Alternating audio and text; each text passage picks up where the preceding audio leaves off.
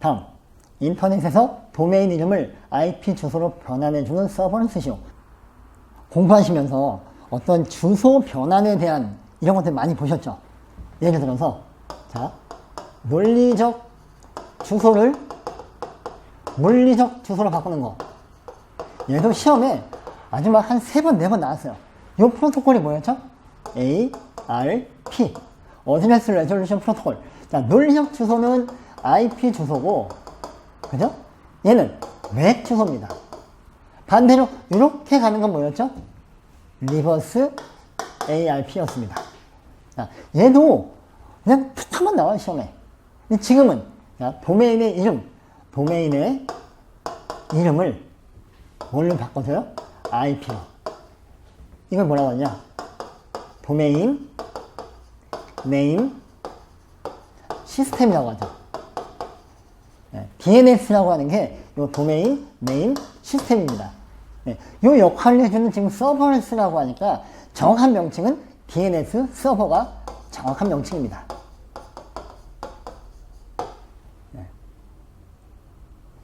그런데 여기서 도메인 네임 서버 이렇게 쓰면 답이 안 되느냐? 이 정도 써도 저는 맞다고 해줄 것 같습니다. 이게 예를 들어 뭐 10점짜리다. 그러면 정확히 따지겠죠. 이 3점 정도면은 도메인 네임만 들어가면, 이렇게 도메인 네임만 들어가면 어지간하면 다 맞게 해줄 것 같다라는 게 제 생각입니다. DNS 서버 혹은 도메인 네임 서버. 이게 정답으로 인정받을 것 같습니다. 다음, 캐리어 이더넷의 특징 4가지만 쓰시오. 자, 캐리어 이더넷은 요 말이 뭐냐면요. 캐리어가 통신사업자입니다. 통신사업자. KT, SKT, U+, 이런 통신사업자인데, 자, 요 이더넷은요. 이더넷은 소규모 랜에서 쓰이는 프로토콜이잖아요. 그죠? 예, 그 이더넷 프로토콜이 사업자에 맞게끔 뭔가 바뀌었다는 거예요. 예, 사업자라는 거는 네트워크의 범위가 커졌다. 광대역망.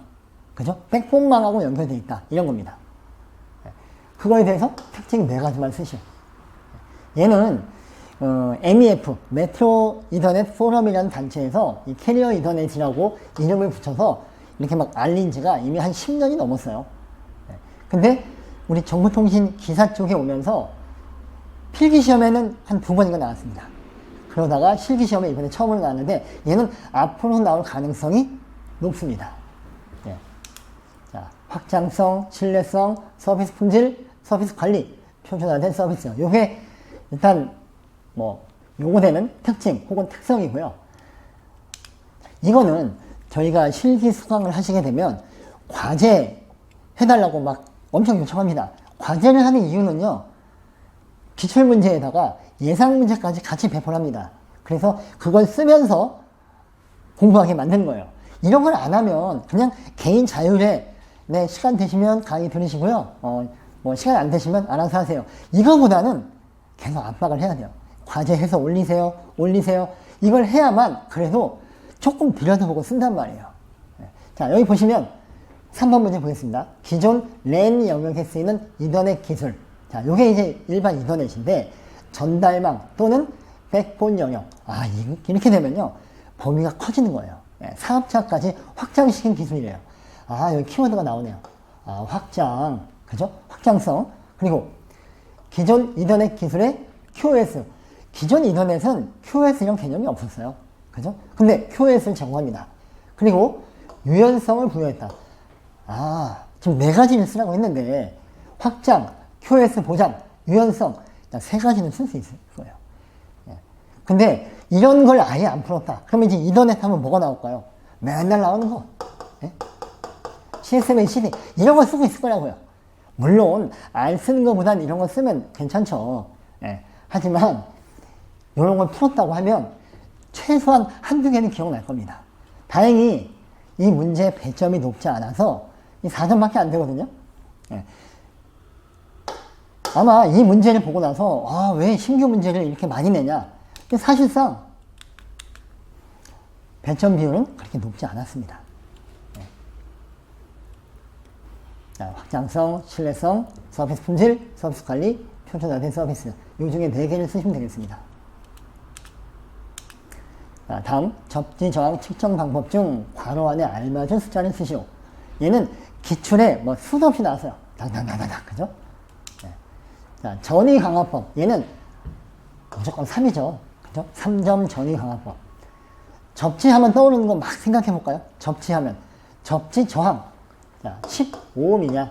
아니면 105ohm이냐? 예. 자, 10회선은 기본적으로 모든 방송통신 설비의 접지 저항은 15ohm 이하로 만들어야 돼요. 하지만 105ohm인 경우도 존재하는데 그 경우는 언제냐? 자, 회선의 수 100회선 이하이면은 100ohm까지 해도 괜찮아 라고 인정을 해주죠. 어디에서? 방송통신설비의 기술 기준에서 그렇게 명세하고 있습니다. 얘는 100회선을 초과하면 무조건 15ohm 이하로 맞춰야 돼 라고 기준을 주고 있고요. 이제 15ohm에 연결된, 예를 들어서 이런 접지봉하고 연결되어 있는 이 접지선, 얘는 2.6mm 직경이 이상 돼야 되는 거고, 얘는요 저항이 조금 더 높으니까 약간 얇아도 됩니다. 예. 요 이상. 그리고 요 땅으로부터 얼만큼 파고 들어가야 되냐? 예, 둘 다 75cm 이상입니다. 근데 여기서 끝나는 게 아니에요. 뒤에 단서 조항이 붙습니다. 단, 동결 심도 이상으로 묻어야 된다. 자, 여기는 75cm인데 동결 심도는 어는 깊이입니다. 어는 깊이. 여기 이 동결 심도가 붙잖아요. 얘는 지역에 따라 달라집니다. 저 위쪽으로 가면요 75가 아니라 한 100cm, 1m가 내려가도 얼어버려요. 그러니까 얼지 않는 만큼 더 파고 내려가야 된다는 얘기죠. 저 남부지방 가면요 한 60cm까지도 안 얼 수가 있어요. 하지만 무조건 75까지 내려가라 그 얘기입니다. 예, 그리고 지역에 따라 동결 심도가 더 깊어질 수 있으니 그거보다 더 깊게, 예, 저 위로 올라가면, 위에 지방으로 올라가면 그 이상으로 깊이 파묻어야 된다 그 얘기입니다. 이게 일반적인 접지의 기술 기준이죠. 그런데 접지 공사가 다 끝나고 나면 이게 제대로 요 저항값이 나오느냐 측정을 해봐야 된다 그 얘기입니다. 그 대표적인 표준 측정법이 3점 전위강화법 혹은 요거 없이 전위강화법이에요. 이렇게 땅이 있습니다. 땅이 있고, 자, 요 탄소 접지봉이라고 할게요. 예. 요 탄소 접지봉이요, 보통 한 이만한 것도 있고요, 한 1m 50짜리도 있어요. 예. 이게 클수록 저항이 내려갑니다. 예. 여기 이제 75cm 이상 깊이 파내려갔습니다. 그리고 요 접지선의 두께, 이게 15ohm 이하면 2.6mm 이상 두꺼워야 돼요. 네. 요걸 우리가 전극을 이전극, 접지전극, 얼스라고 합니다. 그리고 두 개의 보조 전극이 더 필요합니다. 여기는 P, 보통 포텐셜이라고 하고요. 여기 C, 커런트, 전류입니다. 여긴 전압, 전류. 그래서 이렇게 연결합니다. 전류원에다가 전류를 공급하고, 이건 전류계입니다. 전류가 얼마나 흐르나, 네, 전류의 양. 그리고 여기다가는 전압계, 얼마큼 전압이 걸리느냐. 옴의 법칙에 의해서 요 우리가 RE라고 하죠. 네, 요 접지극의 저항은 여기 흐르는 전류 I분의 전압, 요 값을 갖고 구하게 됩니다. 근데 그냥 구하는 게 아니고 요 E와 C의 어떤 거리가 있어요. 약 50m 이상 벌려야 됩니다. 그리고 나서 그 사이에 P 전극을 놓고요, 왔다 갔다 하면서 전압을 재는 거예요. 그러다가 전압이 일정해지는 구간이 있습니다. 자, 그럼 전압이 일정해지는 구간. 근데 이제 그게 만약에 잘 안 보인다라고 하면 여기를 E와 C의, 그러니까 요 E와 C의 61.8%가 되는 지점에다가 요 전극을 붓고 그때 흐르는 전류와 전압의 비를 갖고 접지저항을 구하는 게 3점 전위강화법입니다. 제가 공부를 한 지가 한 10몇 년이 됐는데 접지저항 측정 방법을 61.8% 법이라고 진 거는 처음 봤습니다. 어떤 분이 이 문제를 출제했는지 와 정말 대단합니다. 아니 이런 법이 어디 있어요? 네? 황당합니다. 네. PTA 표준을 봐도요 3점 전위강화법 아니면 2극 측정법 혹은 3점 연립 방정식법 이런 식으로 갑니다. 퍼센트법이라는 거는 없어요. 없어. 예. 그래 놓고 9점이라고 큰 점수를 3점, 3점, 3점을 더 놨어요. 예. 참 황당하게 그지없습니다. 예. 얘는 뭐 워낙 많이 나온 문제고 얘도 실기시험에 출몰을 했고요. 얘를 안다고 하면 이 숫자는 모를 수가 없는데 제가 만약에 이걸 봤다고 하면 황당했을 것 같아요. 아니 무슨 접지적 측정 방법에 퍼센트법이 있어? 예. 결국 이게 이거잖아요. 그죠? 다음 아래 빈칸에 들어갈 숫자를 쓰시오. 공사업자는 감리원에게 월간 상세 공정표는 작업 착수 며칠 전에 제출해야 되고 주간 상세 공정표는 작업 착수 며칠 전에 제출해야 된다. 자, 많은 분들이 여기다가 뭐 30이냐 7이냐 7이냐 말씀해 주셨는데 정답은 7일. 그러니까 월간은 다음 달 거 할 거는 다음 달 되기 7일 전에 하는 거고요. 자, 주간 월요일에 할 거는 그 전주. 예, 보통 여기 쓰이는 7, 요 2는요 비즈니스 데이를 얘기합니다. 쉬는 날 빼고 예, 전부 다 영업일 기준입니다. 영업일. 예, 이렇게 제출을 해야 되는 게 정답입니다. 자, 요게 저희가 인강 시간에 나눠드린 교재입니다. 보시면 감리 수행 시 각종 서류 제출 기한, 공사업자가 뭐 제출할 거, 감리 용역업자가 제출할 거 쭉 보시면은 예, 뭐 7일 이내에 해야 될 거, 14일 이내에 해야 될 거 나눠서 정리를 해놨습니다. 그리고 월간 상세 공정표 작업 착수 7일 전 아주 크게 파란색으로 써놨습니다. 주간 상세 공정표는 2일 전. 자, 저희 인강을 들으셨다고 하면 요거 신규 출제 6점짜리는요 가져갈 수 있는 문제였어요. 예. 그러니까 이런 거 없이 그냥 혼자 책만 보고 공부했다라고 하면 이건 맞히기 어려운 문제죠.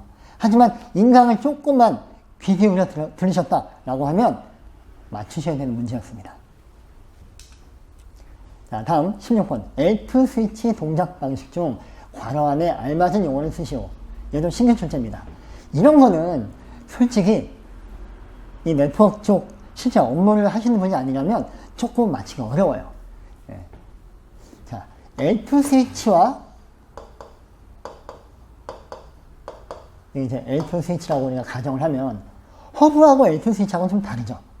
허브는 이 안에 포트들이 다 연결되어 있어요. 예를 들어 허브가 이렇게 되어 있잖아요. 허브는 이 내부에서 다 연결되어 있어요. 이게 허브죠. 하지만 L2 스위치는 이 안에 가상의 경로들만 있고 이 안에 뭐가 있느냐? 맥 테이블이라는 게 있어요. 그래서 허브 같은 경우에는 여기 연결된 놈이 A가 B한테 뭔가 보내려고 하면 여기 C, D까지 다 메시지를 볼 수 있는 거잖아요. 그죠? 이게 허브입니다. 근데 스위치는 그게 아니라 A가 B한테 보낸다고 하면 요 맥 테이블을 기준으로 해서 여기가 1번 포트, 2번 포트, 3번, 4번, 1번에 뭐 A가 연결되어 있다. 2번에 B가 연결되어 있다. 뭐 3번에 C, 4번에 D. 이런 것들을 테이블로 다 저장해 놓습니다. 그래서 아무것도 없을 때는 이제 들어오는 어떤 이전의 프레임을 보고 얘는 현재 1번에 있구나. 1번에다 그 맥 주소를 적어 놓습니다. 또 1번 포트에다가 예를 들어 맥 주소가 우리가 48비트 6바이트죠. 써놓고 그죠? 2번 포트에는 현재 아무것도 없다고 쳐요. 비어있어요. 3번에 또 누가 들어와서 뭘 보내려고 해요. 그러면 자기 주소가 맨 앞에 들어가니까 3번에 여기서 CC가 있다. 이렇게 맥 테이블을 채워나갑니다. 이 채워나가는 과정을 우리가 러닝이라고 해요. 학습한다, 배운다. 네, 러닝이라고 하고요. 네. 그리고 자, 여기 괄호는 목적지 주소가 맥 테이블에 없으면 자, 얘가 우리 이더넷 프레임은요. 데스티네이션 어드레스, 소스 어드레스 이렇게 구성되는 거 아시죠? 자, 이더넷 프레임도 시험에 여러 번 나왔습니다. 여기 데스티네이션 맥 주소, 소스 맥 주소. 그래서 요걸 보고 이 테이블이 없으면 채우는 거예요. 근데 이 소스 어드레스가 없다라고 하면 이 나머지 포트에다가 쫙 보내는 거. 그걸 뭐라고 하냐? 플러딩이라고 합니다. 플러딩. 그래서 의미적으로는 브로드캐스팅하고 비슷해요. 예. 근데 브로드캐스팅하고 조금 다른 거는 브로드캐스팅이 바깥으로 내보내는 거거든요. 이게 브로드캐스팅인데 얘는 안에다가 주는 거예요. 조금 뭐랄까요? 어원, 의미적으로는 비슷한데 여기서 원하는 답은 플러딩입니다. 제가 7점 잘 나가면 브로드캐스팅이라고 쓰면 1점 줄 것 같아요. 네. 2점인데 그래서 반점은 주지 않을까. 네. 그렇다고 2점은 다 주진 않을 것 같고요. 네. 그리고 3번 괄호는 맥테이블의 주소는 일정 시간 지나면 삭제한다. 얘가 항상 A가 연결된 게 아닐 수 있거든요. 아시겠지만 포트에 꼽았다가 뺄 수도 있잖아요. 그래서 일정 시간이 지나면 이걸 없애버려요. 그걸 뭐라고 하느냐? 에이징이라고 합니다. 에이징. 네. 그래서 learning, flooding, aging. 네. 그리고 여기 없는 어떤 forwarding과 filtering 그 두 개까지 더하면 L2 스위치의 5가지 기능이라고 해서 기술사 과정의 어떤 예상 문제이기도 합니다. 네. learning, flooding, aging. 자, 이거는 필기수험서에 나와 있는 L2 스위치의 기능입니다. 뭐 앞에 설명드린 내용하고 거의 똑같습니다. Learning, Flooding, Forwarding, Filtering, Aging. 네, 참고하시고요. 다음 17번입니다. A 전화국에서 B 방면으로 포설된 자, A 전화국이 있고요. 이렇게 B 방면으로 이 두께가 0.4mm고 1800페어 케이블이 1800페어가 굉장히 두꺼운 파이프 같은데 이렇게 연결돼서 가 있다는 거예요. 네. 근데 뭐가 모르겠지만 고장이 났다는 거예요. 자, 그리고 이 길이가 얼마예요? 1250m. 네. 이 A 전화국에서 자, 이제 여기 L3 시험기라는 게 나옵니다. 이걸 이용을 해서 바레이법. 자, 일단 보고 넘어가겠습니다. 바레이법으로 측정할 때 고장 위치. 자, 고장이 여기서 났는지 몰라요. 근데 이 고장 위치를 판단할 수 있는 어떤 측정 방법이 있는데 그 이름이 바레이법이랍니다. 그때 이제 단서가 주어집니다. 바레이 3법 저항이 325옴, 바레이 2법 저항이 245옴, 바레이 1법 저항이 142옴. 얘는 19년도 이후에 지출했던 문제하고 거의 똑같은데 요 숫자만 바뀌었어요.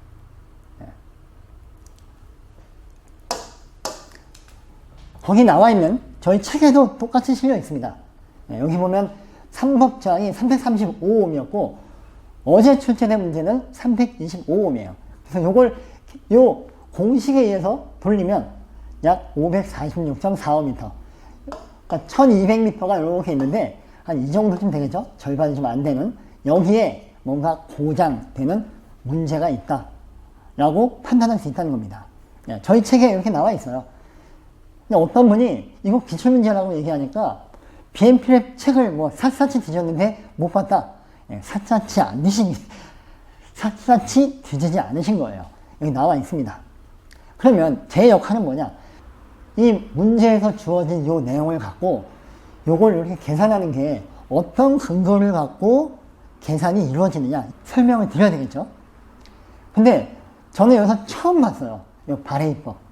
그리고 L3 시험기. 이 두 개를, 이게 뭐지? 라고 해서 찾아봤습니다. 네, L3 시험기는 이것만 딱 보면, 우리 일반적으로 통신하는 사람은, 레이어 3, 그죠? 네트워크 계층, 혹은 인터넷 계층, 이렇게 생각할 수 있는데, 이거하고는 전혀 관계가 없었어요. 여기저기 막 뒤져봤는데, 이런 개념이 나옵니다. 이건 기능장애 출제된 문제입니다.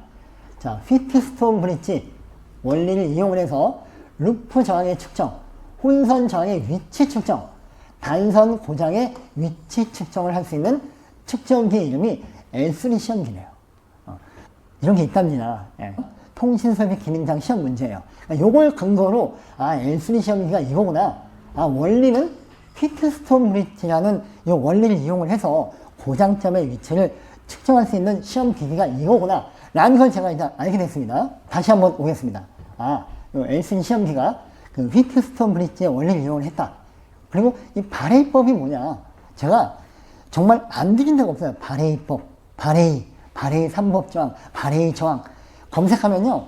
그 바레인 축구 국가대표 국기, 뭐 이렇게 선수들이 계속 나와요.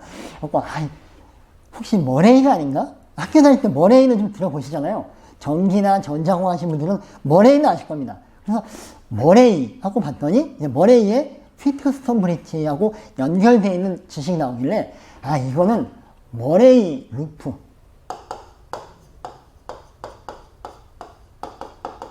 관련된 문제구나 라고 저는 이제 미래와 짐작을 하게 됐습니다. 자, L3 시험기의 원리가 아까 뭐라고 말씀드렸죠? 이렇게 저항 4개로 연결된 점이 있고요. 이렇게 전원을 공급을 하잖아요. 그러면 전류가 막 흐르겠죠. 일로도 전류가 흐르고 전류가 흐르고. 근데 요 사이에다가 이렇게 어떤 테스터기, 이걸 갈보노메타, 검유기라고 합니다. 검유기. 검유기라는 게 뭐냐면요. 이렇게 어떤 이렇게 생긴 측정기가 있고 이렇게 바늘이 있어요. 바늘이 있어서 전류가 이렇게 흐른다라고 하면 이 바늘이 이렇게 갑니다. 그리고 이렇게 흐른다 그러면 이 바늘이 이렇게 움직여요. 전류가 흐르지 않는다 라고 하면 이 자리에 딱 멈춰 있습니다. 이게 검유기예요. 전류가 흐르나 흐르지 않나 검사하는 기기입니다. 그래서 이게 R1, R2, R3, R4라고 하면 이 전류가 흐르지 않는 조건이 R1에다가 R3를 곱한 거하고 마주보는 거 R2에다가 R4를 곱한 거하고 값이 맞으면 여기는 전류가 흐르지 않아요. 이게 휘트스톤 브릿지 형태입니다. 이걸 이용을 해서 다시 한번 돌아와서 고장점을 측정할 수 있다는 거예요. 일단 이거 딱 보는 순간 아, 짜증나 어려워 이럴 수 있는데요. 아무것도 아닙니다. 일단 이게 휘트스톤 브릿지의 원리다. 이게 검유계고 이 두 개를 곱한 게 마주보는 두 개를 곱한 거하고 값이 같으면 전류가 흐르지 않는다 라는 거예요. 자, 여기까지 기억하시고 자, 다시 그림 그리겠습니다. 이 두 개가 뭐냐면 자, A에서 B까지 이렇게 연결되어 있잖아요. 그죠? 연결되어 있잖아요. 그런데 이 안에 보면 페어가 되게 많아요. 이게 여기만 있는 게 아니고 이렇게 굉장히 많이 있겠죠. 근데 어딘가 여기 고장이 났다는 거예요. 예. 여기를 우리가 뭐라고 하느냐? 델타라고 하겠습니다. 델타. 예. 요거는 L이죠. L. L. 맞잖아요. 1250m. 요 선 하나가 죽었고, 다른 선이 있어요. 여기는 정상 동작한 선입니다. 요 두 개를 이렇게 연결해요. 물리적으로 보이긴 떨어져 있지만, 우리 그 선 안에 보면 여러 가지 선이 있는 걸 요거 이렇게 붙인 거예요. 쇼트했다, 쇼트. 예, 붙였다. 그러면 요 전체 길이는 이 L이 됩니다. 그죠? L과 L. 1250m, 1250m. 그럼 얼마예요? 2500m입니다. 그죠? 2500m. 자, 요걸 다시 그리면은, 자, 이렇게 있고, 이렇게 된 겁니다. 자, 요게 요거고, 요게 요거예요. 자, 고장점이 여기가 델타입니다. 델타. 자, 지금 이해 가시나요? 요게 L. 이게 고장난 선. 요거는 정상인 선. 요 동을 붙인 거예요. 예, 붙인 거예요. 그리고 요 고장난 데까지 거리를 우리가 델타라고 정의했고, 자, 그러면 여기서부터 여기까지는 거리가 얼마일까요? 2L- 델타. 맞나요? 그죠? 2L에다가 요 델타를 뺀 값이 여기잖아요, 여기. 그죠? 요건 델타고. 그래서 요걸 다시 그리면, 자, 계속 다시 그려서 죄송합니다. 예. 예. 이게 2L- 델타에 해당하는 저항이라고 볼 수 있죠. 여기는 델타에 해당하는 저항이고, 여기가 R1, R2라고 하면. 맞잖아요. 그죠? 그러면 여기다 검유계를 놓고, 요게 흐르지 않게 요걸 막 조정을 하는 거예요. R1과 R2를 막 조정을 해서 전류가 흐르지 않게 만들어 놓으면 요 값하고 요렇게 곱합니다. R1 델타하고 곱한 거에다가 얘는 R2에다가 2L- 델타 요 곱한 게 같으면 여기 전류가 흐르지 않겠죠. 어렵다고 생각하지 마세요. 어렵지 않습니다. 예. 요 식을 이제 풀어보자고요. R1, 델타는 자, 2L R2에다가 마이너스 R2 델타가 됩니다. 그러면 R2 델타에 넘기면 R1 델타 플러스 R2 델타에다가 요거는 2L R2가 되겠죠. 그러면 R1 플러스 R2를 묶을 수 있죠. 델타에다가 R1 플러스 R2가 되고 얘는 2L R2가 됩니다. 델타를 구하는 게 목적이니까 자, 델타는 R1 플러스 R2분의 2L의 R2가 됩니다. 이렇게 되면 요게 나오는 거예요. 요거 거리죠. 그죠? 2L, 아까 1250, 그리고 R1, R2를 맞추는 거예요. 이게 머레이 루프를 이용한 휘트스톤 브릿지 원리를 이용한 고장점 측정 방법입니다. 그런데 문제에서는 바레이 3법 저항, 2법 저항, 1법 저항, 도대체 이게 뭐냔 말이죠. 아무리 뒤져도 없어요. 아무리 뒤지고 지지고 먹고 막 온갖 생시를 다 했는데 오늘 제가 이 17문제 풀이하면서 16문제는요 1시간 만에 다 끝났어요. 근데 마지막 이 17번 이 문제 때문에 오전 오후 내내 이거 찾고 뒤지느라고 돌아버릴 뻔했습니다. 자, 일단 고장점을 이렇게 구하는 겁니다. 이거는 전기 기사 시험 문제예요. 이 문제를 기억하시고 정확히 쓰신 분들한테는 뭐 조금 송구한 말씀이 될 수도 있는데 저는 이 문제 자체를 신뢰할 수 없는 문제다라고 봅니다. BMP랩이 예를 들어서 19년도부터 기사 강의를 시작했다라고 하면 이 문제는 딱 이때 나오고 안 나왔을 겁니다. 하지만 저희가 학원을 하고 제대로 된 문제들을 필터링 하면서 이런 문제가 또 나왔다. 절대로 가만히 있지 않습니다. 뭐 어떻게 할 거냐? 17번 문제에 대한 해법은 뭐냐? 전원 정답 처리로 갑시다. 저희가 KCA에다가 이 문제의 근거가 뭐냐? 바레이법, 그리고 L3 시험기, 이게 어떤 문서를 근거로 만들어진 것이냐? 확실한 근거 문서가 없다면 이 문제는 문제 출제 오류로 받아들이고 전원 정답 처리로 가야 된다라고 강력하게 민원을 제기할 겁니다. 근데 이게 저만 해선 안 될 거거든요. 혹시나 간당간당 하신 분들 있잖아요. 그죠? 그런 분들은 같이 동참을 하셔야만 이런 거지 같은 문제가 다시는 출제되지 않을 거라고 생각합니다. 네, 이것으로 24년 1회 정보통신기사 필탑형 실기 기출문제 풀이를 마치겠습니다. 수고하셨습니다.